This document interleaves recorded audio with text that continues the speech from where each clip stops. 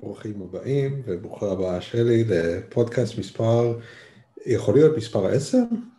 אולי. אז זה שבוע עשירי של הקורס, אבל אני חושב שזה רק הפודקאסט התשיעי. רק, זה הרבה. החזקנו מעמד עד עכשיו, וגם אתם החזקתם מעמד עד עכשיו. היו מצפים שאנחנו נהיו אלה שיזכרו כמה פודקאסטים היו עד עכשיו, אבל אין לנו מושג. אבל אתם מתחילים להרגיש את סוף הסמסטר. בהחלט.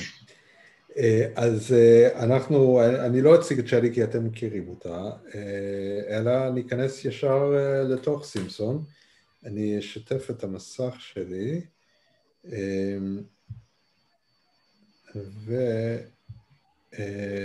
ונתחיל להיכנס לעניין. המאמר של סימפסון הוא מאמר שמדבר על בעיות עם המדד של גולדן אפקט. להזכיר לכם שבשיעור האחרון דיברנו על הרעיון של ההשוואת אפקטיביות של שיטות הוראה שונות, ואמרנו שכדי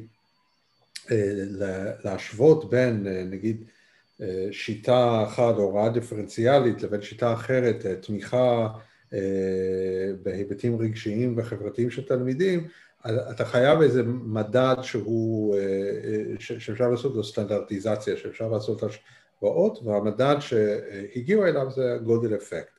וגם הסברנו איך מודדים גודל אפקט, זה הפער בין המבחן שלפני לבין המבחן שאחרי, חלקי סטיית התקן, או הפער בין קבוצת הניסוי לבין קבוצת הביקורת, הממוצעים של קבוצת ניסוי לבין קבוצת הביקורת, חלקי סטיית התקן. וכל המאמר הזה של סימפסון מדבר על הבעייתיות של המדד הזה, אני כבר אומר שאני אהבתי אותו, אני יודע שלשלי יש קצת הסתייגויות, תכף נשמע אותם, אני אהבתי אותו כי אני חושב שהוא בדיוק הופך נושא נורא נורא מורכב, לפשוט עם הניסוי המחשבתי הזה של בחינת אפקטיביות של דשן א' א' א' לגידול שיעורית, ואני אני אביא לכם קצת נתונים מתוך הניסוי המחשבתי הזה. אז בניסוי הראשון החוקר משווה בין צמחים מדושנים בדשן א' א' א' לצמחים ללא דשן, ובניסוי השני הוא משווה צמחים מדושנים בדשן א' א' א' לצמחים מדושנים בדשן מסורתי. אז יש לנו בעצם שני ניסויים, באחד משווים ההבדל בין שני הניסויים זה מי מרכיב את קבוצת הביקורת, ופה קצת נתונים. כל הדוגמאות הן מנוסחות באופן כזה שאפילו אפשר בראש לחשב את גודל האפקט. בניסוי הראשון, מאחר ומדובר על ללא דשן, אז קבוצת הביקורת בקושי גדל, זה רק 10 סנטימטר, לעומת 11 סנטימטר בקבוצת הניסוי, ובשני משתמשים בדשן, אבל דשן מסורתי, הוא לא של א' א' א', ולכן הם גדלים 10.5 סנטימטר, הבדלים בגודל אפקט, הבדלים עצומים. אתם יכולים לעשות את החישוב בראש, בשניהם סטיית התקן הוא 1, אז בראשון הפער, ההפרש בין קבוצת הביקורת לניסוי הוא סנטימטר 1, כלומר גודל אפקט של 1, ובשני הוא חצי סנטימטר, אז גודל אפקט של חצי, כי בשניהם מחלקים באחד. אנחנו רואים שאין הבדל באיכות של גודל דשן, של דשן א' א' א', אבל יש הבדל של 100% בתוצאות של שני הניסויים. אז זו הבעיה הראשונה, היא הבעיה של הרבה מאוד תלויים במה קבוצת הביקורת. אז אם אני יכול להשוות בין כל מיני ניסויים, אם ההבדלים ביניהם, ההבדלים בקבוצת הביקורת, אז מה אני בעצם משווה? אני לא משווה את הניסוי, אני משווה את הביקורת. והוא נותן דוגמה קונקרטית מתוך הספרות, נדמה לי שהזכרתי את זה גם בכיתה, ביום ראשון, שבחלק מהמחקרים שהם משווים, קבוצת הניסוי, מה שהניסוי עושה, בחלק מהמחקרים הוא מה שמקבל הביקורת במחקרים אחרים, אז יש פה בעיה ממש קשה להכניס את שני הדברים לתוך אותו מטה אנליזה. הנה בעיה נוספת. ניסוי ראשון דוגם את כל הצמחים בשדה, ניסוי ב' מוציא מהמדגם את הצמחים הקיצוניים, הארוכים והקצרים במיוחד, שיש בזה הרבה היגיון, אנחנו לא רוצים להכניס כל מיני דברים שהם outliers, שהם לא מייצגים את האוכלוסייה בצורה טובה, אבל תראו מה זה עושה לגודל אפקט. זה משפיע על סטיית התקן, ובסוף, בניסוי ב' יש אותו תוצאה של דשן א', הוא מגיע ב-11 סנטימטר בשני המקרים, אבל מאחר וקבוצת הביקורת היא עם סטיית תקן הרבה יותר קטנה, אז זה מכפיל את גודל האפקט, אוקיי? שלי, אם משהו לא ברור או לא מוסכם, לא, הכל בסדר גמור. אוקיי. ופה אני רק כדי להראות לכם איך הדגימה משפיעה על סטיית התקן, הבאתי קצת מספרים כדי להראות. יש פה גם קישור למחשבון של סטיית תקן, אתם יכולים לבדוק בעצמכם שהמצאתי מספרים נכונים, וזה בדיוק הדוגמה פה. בשני המקרים הממוצע הוא אותו ממוצע, אבל באחת מהם יש גם שעועית קצרה וארוכה, ובשני יש רק שעועית יחסית הומוגנית, שסביב 10 סנטימטר, ולכן יוצא שסטיית התקן הרבה יותר קטנה. ככל שסטיית התקן יותר קטנה, כך גודל האפקט הוא הרבה יותר גדול. והדוגמה האחרונה היא שניסוי אחד שבודק את השעועית שקל להגיע אליו, זה השעועית שמעל העלים, וניסוי השני בודק את השעועית בכל הצמח, מעל או מתחת לעלים. במקרה כזה, בניסוי הראשון אנחנו מוצאים שיש לנו שעועית יותר ארוכה, בניסוי השני שעועית יותר קצרה, זה כמובן מכפיל את גודל האפקט, וזה מראה שיש פה גם שאלות של מדידה, איך אני בוחר, איזה שעועית אני בוחר למדוד, או בהשוואה לחינוך, באיזה אופן אני מודד הישגים, אני שואל שאלות קשות או שאלות קלות, זה ישפיע כמובן מאוד על הממוצעים. אז לסכם את הביקורת של סימפסון, יש גודל אפקט מושפע גם מאיך אני בוחר את קבוצת הביקורת, הוא מושפע מהגבלת המנעד של המדגם, או ההטרוגניות, מידת ההטרוגניות של המדגם, והאופן שבו אני מעצב את המדידה.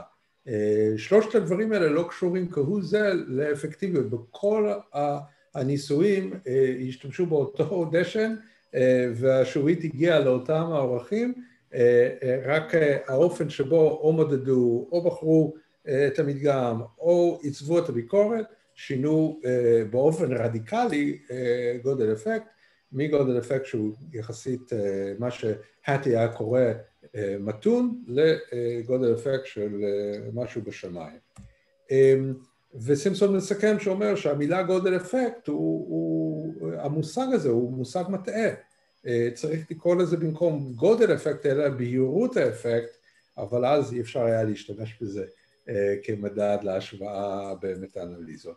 אז זה מה שרציתי להגיד על סימפסון, ואני שותק.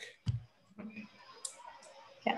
אני חושבת שמה שהמאמר הזה גרם לי להבין בהתחלה, כמו שגם קצת סיפרתי לך קודם, ההסתכלות הזאת של מחקר שהוא בעצם לוקח ועושה מטה-אנליזה למטות-אנליזות אחרות. זה משהו שהוא לא כל כך נתקלים בו לפני, זה צריך חשיבה מאוד מאוד ביקורתית, וזה גם עושה לך איזשהו מבחן מול עצמך, על מאמרים מחקריים אחרים שקראנו, פתאום כזה גורם לחשוב, שתמיד שאומרים את המשפט הזה, התבססו במחקרים מראים, אז זה גורם לך לשאול שאלות נוספות על עצמך, כאילו, סביב הנושא הזה, וזה לא חייב להיות גם תחום בהכרח החינוך, אנחנו יכולים לראות עכשיו, אם זה מדובר בקורונה, עם החיסונים והדברים האלה, פתאום המאמר הזה הציף אותי בהרבה מאוד שאלות נוספות, אז ככה, בגלל זה אולי קצת כעסתי עליו כשקראתי אותו, אבל כעסת אולי, עליו. מה זה כעסתי? אמרתי כאילו מה, תמיד המשפט הזה, מחקרים מוכיחים שזה נשמע לנו כל כך אמין וזה כל כך ברור, ופתאום אנחנו מגלים שבאמת הכל תלוי באיך החוקרים מציגים את הנתונים שלהם. אם אנחנו אומרים שבאמת פתאום אנחנו רואים במחקרים שקבוצת הביקורת שהושוותה הייתה לא נכונה, או באמת כמו שהצגת קודם, או לא זהה יותר נכון להגיד, אנחנו רואים שזה מאוד מאוד משפיע, במיוחד כשזה מדובר פה בתחום החינוך ועל מדיניות חינוכיות שיכולות להיות מושפעות בעקבות זה. אז ככה זה באמת היה איזשהו משהו מעניין ששמתי עליו דגש.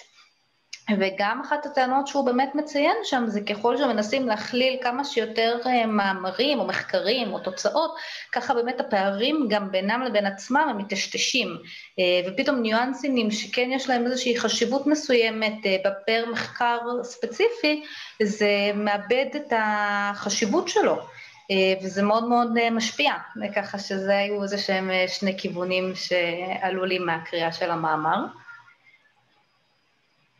ואת עדיין כועסת עליו? לא, אני חושבת שכבר לא. אחרי שאת צולחת לו. אני חושב שהגדולה שלו זה שהוא באמת מצליח, עם הדוגמה, אם כל הדוגמאות היו מחינוך, אני חושב שהיה להם יותר קשה להבין אותו, אבל הדוגמאות שלו שהוא ייתן, דוגמאות נורא נורא ברורות, נכון.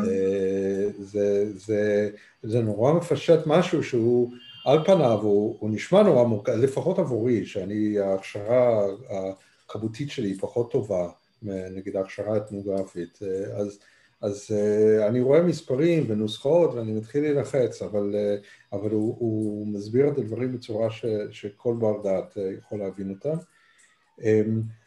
ובכל זאת אולי יש לך קצת ביקורות עליו.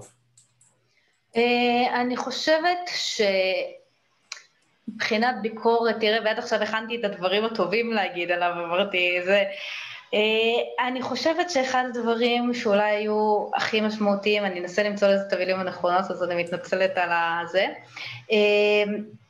אולי באמת בהקשר של בא לי להגיד הכללה על החינוך, כמו שקצת אמרנו קודם, שבסופו של דבר גם העולם של החינוך הוא מאוד מאוד מורכב, וזה לא רק נושאים שונים שאפשר לחקור בעולם החינוך, בין אם זה בענף ההורות או ענף הבית ספר, או מדלגים, שעכשיו בא לי בדיוק הייתי בהרצאה עם שיחה עם גלי, אז בא לי להגיד בדיגיטליזציה, אבל יש כל כך הרבה ענפים, ולנסות לשים את כולם תחת כובע אחד באמת של חינוך, זה יוצר מגבלות שאין מה לעשות, כאילו גם זה מגבלה מסוג אחד, ואז גם כשאנחנו מסתכלים על בסופו של דבר הילדים שאנחנו מתעסקים איתם, גם פה אנחנו לא באמת יכולים לקיים איזושהי השוואה שהיא בהכרח נכונה, בין אם זה המוצא של הילדים, מין, מגדר, כל הדברים האלה, הם דברים שהם בהחלט מאוד מאוד משפיעים, וזאת שאלה על כמה אפשר להכליל את זה ביחד, כשמנסים להסתכל בסופו של דבר פר מחקר, או פר כאילו,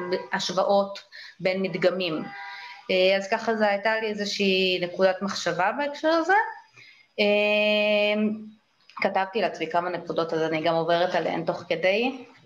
אז טוב, לפני שאת עוברת הלאה, אני רק אגיד, אז את בעצם אומרת שאת חושבת שלא ניתן לא ניתן להשוות בין שיטות הוראה שונות. אני שכל חושבת שזה הרעיון הזה מורכב. הוא בעצם בסופו של דבר בלתי אפשרי.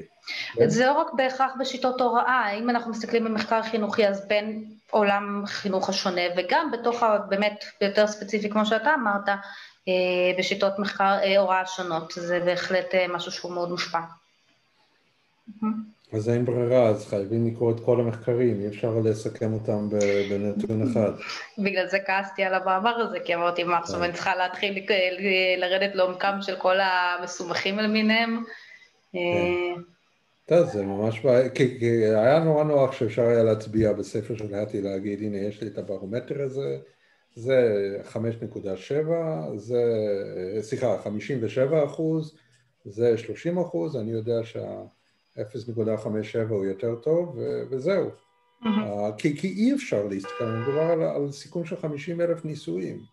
אי אפשר לקרוא 50,000 ניסויים, כשמגיע לניסוי השישי אתה כבר לא זוכר מה היה בראשון, נו, אז בגלל זה אחר כך שחושבים על עיצוב של מדיניות חינוכית. זאת אולי אחת הבעיות הכי גדולות שיש לנו היום, שבסופו של דבר מי שקובע מדיניות חינוכית מדובר במשרד החינוך, או שר החינוך, שבסופו של דבר ינסו לתמצת ולהגיע לאיזשהו מספר, איזשהו משהו שייצג, וזה בדיוק ההכללה שדיברתי עליה קודם, כשאנחנו רוצים לעשות איזושהי מדיניות חינוכית מסוימת, שתושפע אחר כך בבתי הספר, והמורים והתלמידים יחוו אותם. אי אפשר לעשות איזשהו צמצום כזה על בסיס מחקרים קודמים שנעשו. אין ברירה, שזה מגיע באמת לאנשים, אם אנחנו מדברים על שר החינוך למשל, שצריך בסופו של דבר לחתום על האם מדיניות מסוימת נכנסת למערכת או לא. אנחנו כמובן, ככל שננסה לצמצם את זה יותר ולייפות את זה יותר למספר אחד, אנחנו מאבדים את כל השונות, את כל המגוון החשוב לצורך העניין. כי מה שמתאים בבית ספר אחד, אם אנחנו מסתכלים על ממוצע בודד, או כמו שאמרת קודם, האורך של ההתפלגות, מה שמתאים לממוצע לא בהכרח מתאים לבתי ספר שונים. אז כן, זה בהקשר של איך זה מגיע לידי ביטוי בפרקטיקה בחיי היום-יום שלנו. כל הזמן תוכניות לימוד משתנות, מדיניות שונות משתנות, וזה שאלה היא כמה זה טוב כשמצמצמים את זה למשהו אחד. ומה עוד היה לך שם בדף? אני בדיוק כתבתי לעצמי נקודות על זה, ואז אתה קצת אמרת את זה, ששנינו לא מגיעים מהמחקר הכמותני, יותר באמת מאתנוגרפיות ודברים כאלו, אז זה ככה גם היה איזשהו שינוי מחשבה בשבילי לנסות להבין את זה. באמת השילוב הזה של מחקרים, כאילו, אני יותר שמתי דגש על מחקר כמותי, האופן של ההתערבות בניסוי, נכון שיש ניסויים שמפעילים מניפולציות מסוימות, אז גם את זה תהיתי אם בכלל זה נכנס להשוואות, האם משווים בין סוג המניפולציה, האם בכלל אפשר להשוות בין סוגים של מניפולציות שנעשו בניסוי כמותי. אני זוכרת שגם עוד בימים של התואר הראשון שעוד היינו הולכים באוניברסיטה והייתי משתתפת בניסויים של המחלקה, אז תמיד כאילו הייתי מנסה להבין מה הייתה ההתערבות שהחוקרים ביצעו בניסוי שהשתתפתי בו, וגם אם לא תמיד בהכרח הבנתי את זה, היום אני שואלת את עצמי אם זה בכלל משהו שניתן להשוות בין מחקרים שונים, כי לכל חוקר יש את האינטרסים בעניין שלו. כן, לא, זו נקודה נורא חשובה. אני אוסיף על העניין הזה, ממש עכשיו התפרסם מאמר חדש, באותו ג'ורנל, ב-Journal of Education Policy, אני לא זוכר את השם של המחברים, אבל אולי תוך השיחה אני אחפש, שמסתכל על איך, מהם הדרישות לעשות ניסוי, אם אתה רוצה לעבוד לפי ניסויים, באיזה אופן הדרישות של הניסוי מעצבות מה אתה יכול לעשות או לא יכול לעשות. כי ניסוי אתה צריך לעשות איזושהי ביקורת על רדוקציה של משתנים, אתה לא משנה המון משתנים בו זמנית, וזה מגביל אותך לאורך מסוים. נגיד באוניברסיטה את השתתפת בניסויים במעבדה של חוקרים שלוקחים סטודנטים לתואר ראשון ונותנים להם קצת מדבקות, נכון? היו מדבקות. כן, היו מדבקות. שמקבלים קרדיט בקורס, אז אתה לא יכול לבקש מהם להשתתף בניסוי שאורך 4 שעות. ההתערבות חייבת להיות משהו כמו 20 דקות, כל הסיפור. אז זה נורא מגביל את סוג ההתערבויות שאתה יכול לעשות. אז חוקר שיש לו כל מיני רעיונות על מה הוא חושב לנכון או לא נכון, הוא חייב להכניס את כל זה לתוך קופסה שמתאימה לעריכת ניסוי מבוקר. למשל, בניסוי מבוקר, קבוצת הביקורת גם צריכה להסכים להשתתף. נכון. ואם אתה עושה משהו שהוא יותר מדי תובעני, אז האנשים, אתה בונה מלא ציפיות שהולכים לעשות נורא משמעותי, אז אתה אומר, סליחה, אתה בקבוצת הביקורת, אז זה יוצר המון בעיות. הדרישות המתודולוגיות באיזשהו מקום מעצבות את המנעד של ההתערבויות שאתה יכול או לא יכול לעשות. וזה גם משפיע על מה אנחנו בכלל חוקרים. נכון. ואולי יש רעיונות ממש יפים שאנחנו לא חוקרים אותם, כי לא ניתן לערוך בהם ניסויים מבוקרים. אז זה לא בדיוק מה שאמרת, אבל זה המשך של אותו רעיון כן. של איך עיצוב הניסוי מושפע מכל הרעיון של הערכת אפקטיביות. כן, אני חושבת גם שעוד משהו, ככה נקודה נוספת שעלתה לי בכל הדיבור הזה, שבסופו של דבר כשאנחנו נותנים איזשהו מחקר שהתוצאות שלו הן כמותניות בסוף, המעניין באמת להבין איזה מין, כאילו, שאנחנו אומרים שצריך לשלב איזושהי פרשנות מסוימת לנתונים האלה, פתאום לראות איך עוד נופח של דווקא מחקר איכותני כן נכנס, ואז ככה, אם עושים את המטה-אנליזה למטה-אנליזה, פתאום רואים איך הכל מתחבר ביחד, איך כל מיני שיטות שונות, ואיך אנחנו צריכים להסביר דברים בכל מיני, כאילו, בכל מיני דרכים. אז ככה זה גם איזו נקודה נוספת שקצת התקשרה לי גם למה שאמרת עכשיו, של בסופו של דבר גם ניסוי כשהוא מאוד מוגבל, אז פתאום המקום של הפרשנות הוא לא רק לפרשנות לנתונים, אלא הפרשנות למחקר עצמו, שמתווספת על זה. כן, כן, זה מסוג הדברים שנופלים ישר במטה-אנליזה, זאת אומרת, כל הרעש הזה של באיזה בתי ספר עשו את זה, אתה לא יכול להכניס את זה לתוך המשוואה, כן. זה נופל. אם בדקת מעל העלים או מתחת לעלים, זה לא משהו יכול להיות שהחוקרים כתבו על זה בניסוי, אבל שאתה עובר על 200 ניסויים כדי להכניס אותם לאיזה טבלה ולאיזה נוסחה, הפרטים האלה נופלים. ודאי הם נופלים שאתה משווה בין מטה-אנליזות שונות. אז יכול להיות שגם מי שעורך את המטה-אנליזה כותב על כל ההבדלים האלה בין המחקרים שהוא בודק, אבל מי שעושה מטה-אנליזה כבר באמת לא יכול להסתכל על זה. כן, זה כבר חתיכת עבודה, מטה-אנליזה. אבל זה מה שהתי עשה. אז אני צריך לחפש את זה, יש איזה אתר שמזמינים קוראים לחזור לנתונים שהתי מסכם ולהצביע על כל הדברים שלא, לעשות מין סקירות של הספרות שהתי מסכם ולהגיד מה נופל מהניתוח. אני אחפש את זה, זה אתר מעניין. תשתף אותנו.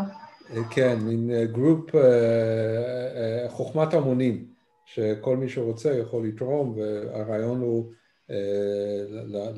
להשלים את התמונה שהתי, תמונה שטחית במידה מסוימת שהתי מצייר, לעבות אותה בנתונים שקשורים למחקרים המקוריים. כן, אז שתמצא את זה תשלח לנו. אז אני אפרט לכם את זה, מה עוד אמרתי? את המאמר האחרון על ההתערבויות, אני אחפש את זה, אני אשלח גם. ולסיכום? האמת שעוד איזו נקודה ככה שכן רציתי להעלות אותה, שככה פיתחתי עם עצמי תוך כדי הקריאה, על זה שהמון מחקרים חינוכיים שנעשים היום, שהם נעשים בפן הכמותי, הרבה מאוד מתעסקים בעיקר בתחייה של השערת האפל וקבלת ההשערה של החוקר. וזה כזה גרם לי לחשוב, כי גם יוצא לי כאן להיחשף בעבודה של בעלי לכל מיני מודלים שהוא בונה, שהמטרה שלהם היא לנסות לנבא דברים מסוימים, וככה יצא לי לראות את הפער בין תחומים שהם יותר, נקרא להם, של מדעי הטבע מול מדעי החברה, שפה אנחנו עדיין או מתעסקים לנסות לדחות או לאפשש השערות מסוימות, כשבעצם אני רואה שיש את האופציה היום לבנות כל מיני מודלים יותר מתוחכמים שמנסים ממש לנבא הצלחות של פרויקטים מסוימים, ולנסות לראות אם באמת כל ילד אפשר אפילו לנסות לבנות כאילו פר ילד אחד, לנסות להבין מה הסיכויי ההצלחה שלו בתוכנית מסוימת, שזה איזשהו פער כזה שאני מרגישה שגם קצת עלה בצורה מסוימת מהמאמר, כי כאילו אוקיי, מחקר כמותי, אז ברור שהוא מושפע מהרבה מאוד התערבויות ובאמת ממניפולציות מסוימות. אני תוהה מתי והאם בכלל אנחנו נגיע למצב במחקר החינוכי שאנחנו נוכל לראות מעבר לזה, אולי קצת לנסות אותי, ואז ככה זה נכנס גם העולם שלי והחקר של הטכנולוגיה בחינוך, לנסות להבין אם אנחנו יכולים לנסות לבנות איזשהו מודל שיצליח להגיד לי פר ילד והרקע שלו, מה התוכנית הטובה והמיטבית ביותר עבורו, ובמה הוא הכי יכול להרוויח. וזה משהו שהוא קצת יותר מתקדם מהמחקר הכמותי שהיום רוב המאמרים והמחקרים באמת מתבססים עליו. אז הייתה לי איזה כזה שאלה של לאן אנחנו עוד יכולים להתפתח. טוב, זה כיוון טוב לדוקטורט שלך, זה נקרא Learning Analytics, ויש הרבה מאוד עבודה בדיוק בכיוונים כאלה של עיצוב בטכנולוגיות חכמות, בינה מלאכותית שלמשל להסתכל על המשובים בתהליך של חניכה של ילד, חניכה באמצעות המחשב, המחשב מתאים את עצמו למה שהילד צריך, ועושים באמת מודלים שמבוססים על כל הילדים הקודמים שהיו במצבים כאלה, מה עבד ולא עבד עבורם, וככה מודל נהיה יותר ויותר חכם. אני קצת חושש מהדברים האלה, אבל יש מה ללמוד. אני לא אומר שאין מה ללמוד, אני חושש ממודלים שאנחנו לא באמת מבינים את המנגנון, יכולים להיות כל מיני תופעות שאנחנו לא מבינים למה זה עובד, אבל זה עובד, ובמצב כזה יכול להיגרם הרבה מאוד עוול ליחידים, שמבחינה הסתברותית הם כך וכך, אבל זה רק הסתברותי. אם המודל מצליח ב-94% זה נפלא, אבל זה אומר גם שיש 6% שזה לא עובד עבורם. ובמיוחד אם זה מין קופסה שחורה שאנחנו לא באמת מבינים למה זה עובד, אני חושש שאנחנו לא, אולי נהיה יעילים ואפקטיביים בממוצע, אבל אנחנו מפסידים את האינדיבידואל.